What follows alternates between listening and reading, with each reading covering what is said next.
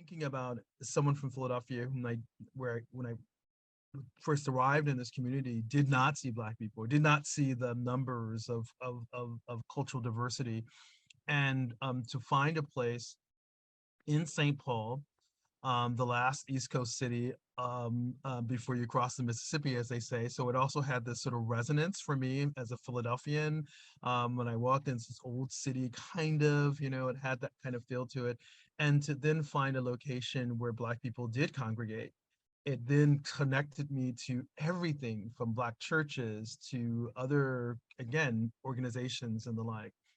Walker West over time has been sort of a place that people come to when it's a National Baptist convention or gospel conventions and they needed musicians or they wanted to have some kind of connection. Walker West became that central location or that place that people would come to.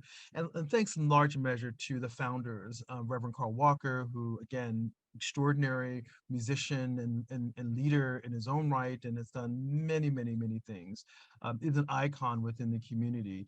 And Grant West, along with his brother Tom West, who were the duo, a piano duo, jazz piano duo that have been doing so much and has done so much over the years.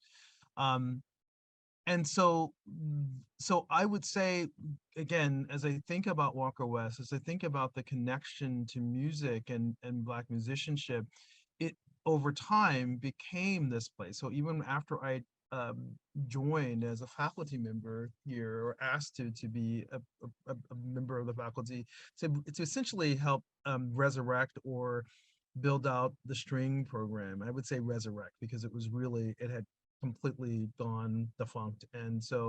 Um, and so in that regard, uh, Walker West again was this place where we were able to not just not just think about music and music instruction, but also how do we think about our connections to the community and young people.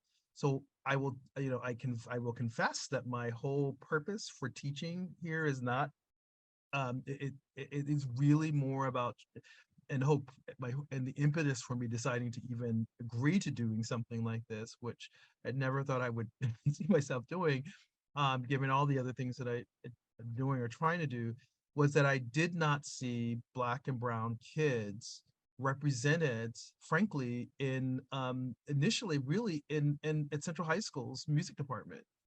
I had been singing with the Limaris Chorale, which is a whole nother concert choral ensemble that was out of McAllister College, with Robert Morris, and again having those connections. But what was and I so I knew that there were some curl like challenges with the music instructors or teachers in this community as it relates to vocals, but it was astounding to me coming from a place in Philadelphia where I was used to seeing, Black and brown kids in the Philadelphia Youth Symphonies and all city orchestras and, in orchestras, high school orchestras, middle school orchestras, et cetera, to see Central High School St. Paul, a photo at the time that had no students of color. And I thought, this is strange to me. And also knowing a little bit about the Minnesota Youth Symphonies and Gitsy's, again, seeing very little, like maybe like one, two.